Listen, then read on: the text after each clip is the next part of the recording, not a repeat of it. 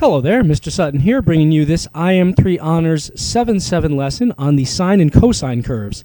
Specifically, in this one, we are going to be determining amplitude and period and sketching graphs of sine and cosine. We will also be going backwards and writing equations from the graphs, and as a real-life application, we're going to figure out the real-life model for a gambler's profit. For your warm-up, go ahead and graph sine, cosine, negative sine and negative cosine in the boxes provided below. Go ahead and use intervals of pi over 2 and go from 0 to 2 pi on this one. Alright, let's see how we made out. So for sine, sine of 0 is 0, sine of 90 or pi over 2 is 1, and then sine of pi is 0, sine of 270 is negative 1, and it just repeats there. So there's our sine curve. Negative sine curve is just going to be this reflected over the x-axis. So just upside down like that.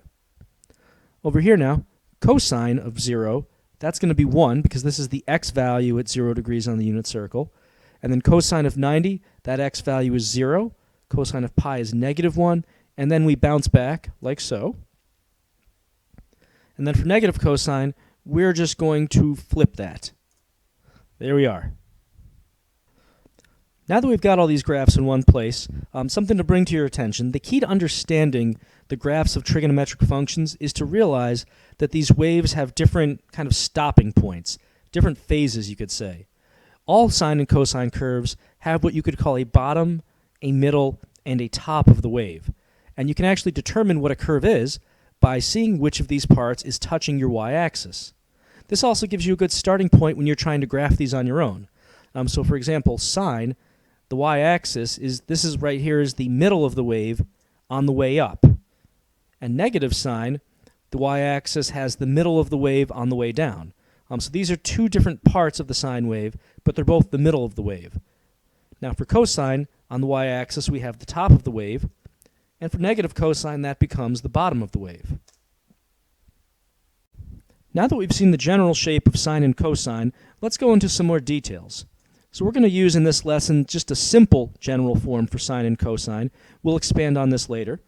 For now, we're just using y equals a sine bx and a cosine bx. Now, what do these letters actually mean?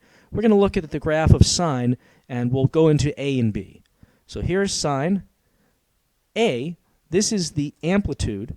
The amplitude is the vertical distance from the middle to the top, and also from the middle to the bottom. It should actually be the same distance because you're starting at the middle. So another way of thinking about this mathematically, this is half the height of the curve. If you needed to calculate it and you knew the top and the bottom y values, you could just subtract them and divide by 2, and you would have the amplitude. The next letter we're going to go over is P for period. This is the horizontal length of one cycle of the graph. And a cycle is just how long it takes for you to get from one part of the wave to that same part.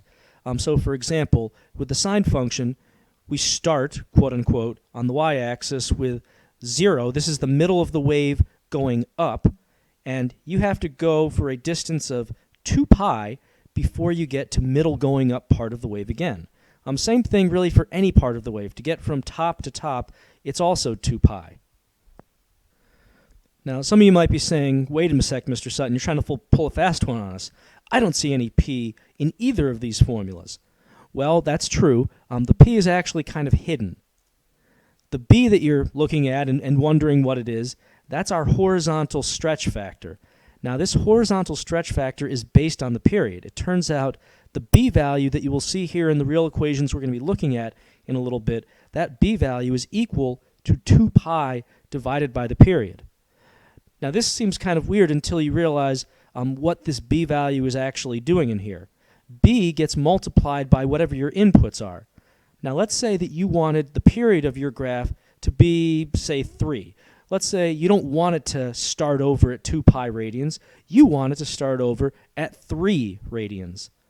Well, if you make the B value 2 pi over 3, every time your graph sees a 3, those are going to cancel, and it's going to be thinking that it's looking at a 2 pi.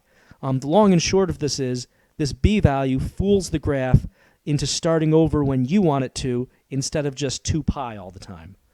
Now, we can go a little bit backwards with this. If you want to know the period and you have the b value, you can actually find that by just reversing p and b. So just kind of cross-swap multiply here. We can say the period is equal to 2 pi over the b value. Now that we've seen the theory behind these graphs, let's actually do some practice. First off, we want to give the amplitude and the period of the function. Even if they don't ask for it, you're going to need to find the amplitude and the period anyway. So here, the amplitude is just going to be the coefficient of sine, the a value. So that's 1.5 in this case. Now, the period, remember, is not directly in the trig function. You actually have to do 2 pi over this number, this b value, in order to find the period. So 2 pi divided by pi over 2, that's really like 2 pi times 2 over pi. Pi's are going to cancel, and we end up with 4. So that is our period. Now that we know the amplitude, which is how much the graph goes up and down from the middle, and now that we know our period, which is the amount of time it actually takes the graph to repeat, we're going to go ahead and start graphing this. To do this, though, we need to set ourselves up for success. We need to make it easy to graph. So the way I'm going to recommend you do this, make a grid with enough vertical space to go up and down whatever the amplitude is. So our amplitude is 1.5. We want to go up 1.5, down 1.5. So I'm going to make these vertical grid lines going by 1.5s. Make my life easy, right? And if I put a number on the graph, then that's what the grid lines are going by. I don't have to worry about trying to do like half grid lines or anything. Next, we have to take care of the horizontal direction. We're going to write the period on the x-axis, and then we're going to divide it up into 4 equal parts. I already have 4 equal parts kind of hash marked out here, so I'm just going to stick my period of 4 at the very end of this. And now I've got 4 equal parts for the 4 different parts of the wave. Now that I've set up my graphing window to help me out here, I'm going to start on the y-axis, and I'm going to draw 5 points. For each point, I'm going to go either up the period, or up the amplitude rather, or down the amplitude. So up or down, whatever a is. And I'm also going to take 1 quarter period step to the right. Now, since I've already divided my graph up into 4 quarters of a period, this is going to be pretty easy to do with my grid lines. You might be wondering, where do I put my first point? And that's going to depend entirely on which flavor of trig function you're dealing with. So in this case, for sine, remember sine on the y-axis, that's going to be the middle of the wave going up. So we start at the middle, and then we have to go up 1. Now, remember, we're taking 1 quarter period step to the right, and we're going up the amplitude. Once you get to the top of the wave, which this is where we are here, then you bounce back in the other direction. So we're going to bounce down to the x-axis again, and we're going to keep going down until we hit the floor of the wave down here. Then we're going to bounce back up. So just think of like a bouncy ball going back and forth. So we take 1 step up here, and this is going to be our sine wave. That's just for sine, though. Cosine, remember, starts at the top of the wave and then goes down. And what about negative sine and negative cosine? Well, if the function's negative, you're just going to draw it upside down. So if we had negative sine, for example, we would start here at the middle, but then we would go down instead of up. Here are 2 more examples for you to graph. Pause the video and get as far as you can, and I do recommend doing this in pencil the first time around. All right, let's look at example 2. So again, we'll find the amplitude and the period, whether or not they ask us to. Amplitude is 4. Period is going to be 2 pi over the b value of 2.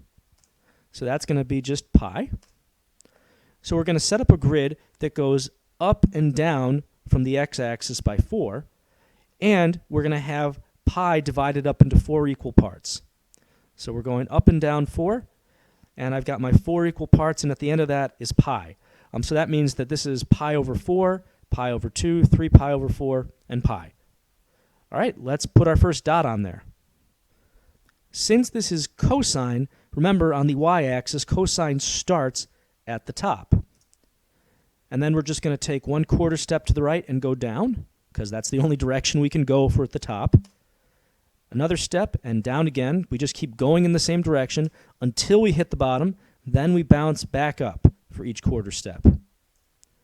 And that is our cosine curve. Let's do this one over here now. Amplitude on this is going to be 3. It's a positive number. Amplitude's always a positive number.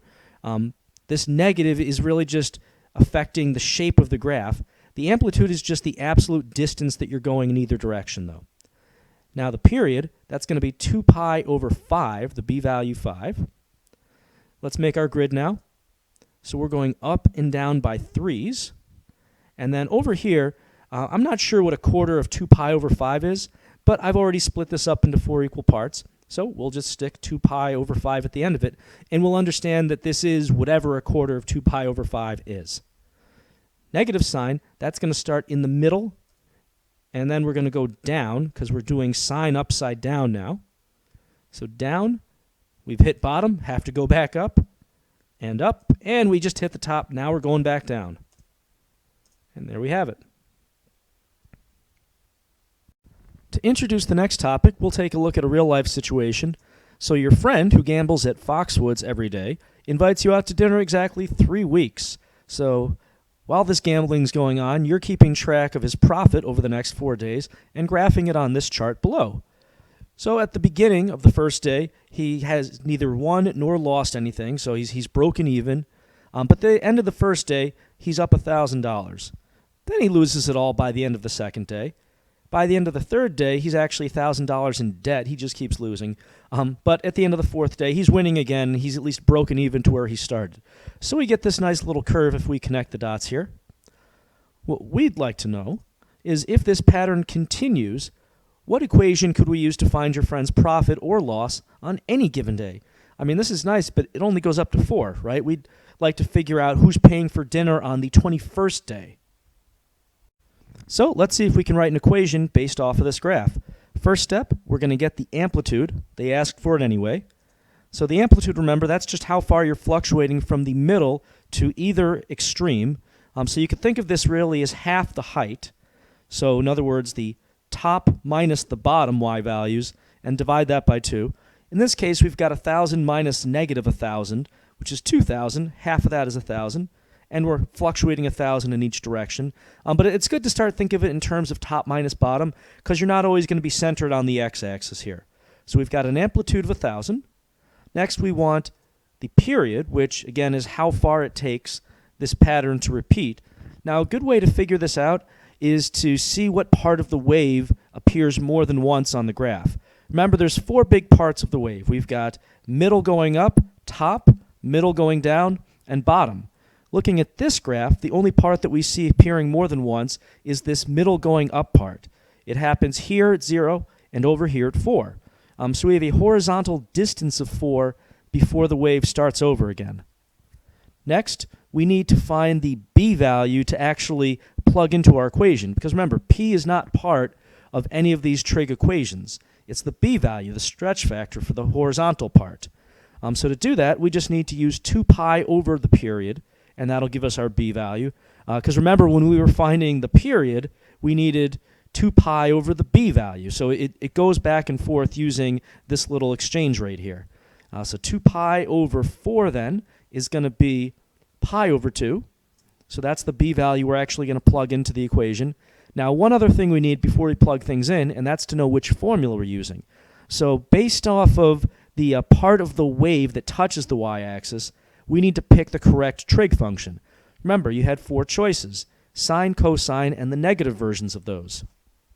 Looking at our graph here, the middle going up part of the wave is what's touching the y-axis. So you might remember that that's going to be the sine curve. So we need to use a sine of bx. Plugging things into this now, we've got y equals 1,000 sine times pi over 2x.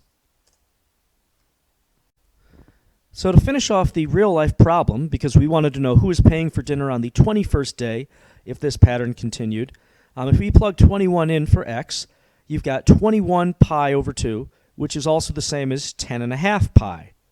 Well, every 2 pi is 1 trip around the unit circle. So if you just keep subtracting 2 pi, eventually you're going to get it down to just half a pi, right? Pi over 2, if you subtract away 10 pi. So whatever we're doing here, it's the same thing we would do at pi over 2. Pi over 2, that's 90 degrees. Sine of 90 degrees is just 1, right? The y value at 90 degrees. 1 times 1,000 is 1,000. So we're at this part of the wave where your buddy's, doing very well. So I think we know who's paying for dinner in this situation.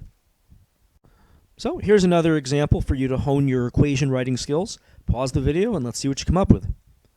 All right, so let's find the amplitude. We're going up and down by 8. You got to be careful. These grid lines are going by 4, but we've got 2 of them. So we have an amplitude of 8. And then we have a period of, let's see, the only part of the wave we see is middle going up twice.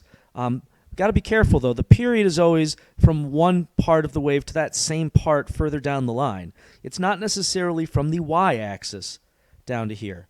So this distance from negative 6 pi to 18 pi, if we do 18 pi minus negative 6 pi, that's 24 pi for that period. And now that means our b value is 2 pi over 24 pi, which reduces to 1 over 12. So notice that these b values don't always have to have a pi in them. All right, so now we have to figure out the function we're using. Taking a look at the y-axis, that is the top of the wave on the y-axis. If we're quote-unquote starting at the top of the wave, that means we're using the cosine function.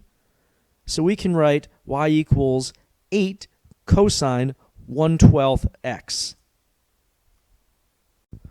Hopefully you're starting to get the hang of it. Here's another example to give you a little more practice. Pause the video and try it. All right, so our amplitude on this one, we're going from positive 5 down to negative 5. That's a height of 10, so half of that's going to be 5 for the amplitude. And then for our period, well, we've got a lot of options on this one. I'm just going to go from here on the y-axis. We're at the bottom of the wave. The next time we hit the bottom of the wave is 2 units down the line, so that's a period of 2. But you could use any part of the wave as long as you're consistent. So that means our b value is 2 pi over 2, which reduces to just pi. It's kind of tidy. And then we have to figure out the trig function we're using. Now on the y-axis, we're starting at the bottom of the wave. So that's kind of like cosine, which starts at the top, but completely reversed. So this means we can use negative cosine. And then we're going to do y equals negative 5 cosine of pi x. So that's it for this one. Until next time, Mr. Sutton, negative cosining off.